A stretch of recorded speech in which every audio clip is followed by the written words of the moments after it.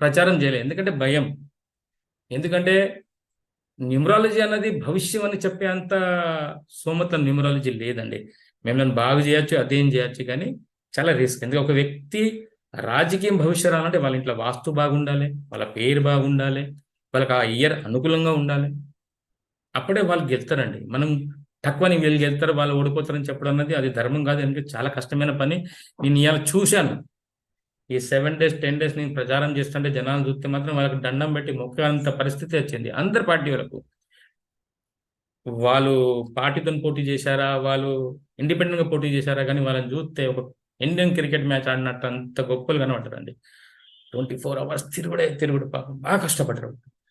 కనుకనే ఈ గెలుతాడు వాళ్ళు గెలుతారని మాకు చెప్పేదానికి ధైర్యం రాలేదండి. ఎందుకంటే ఒక వ్యక్తి గెలుతారని చెప్తే వేరే వ్యక్తికి మనోభావనలు దెబ్బతినేంత పరిస్థితి అవుతుందని అసలు మేము దీనిలో అసలు ఇంటర్ఫియర్ చేయం.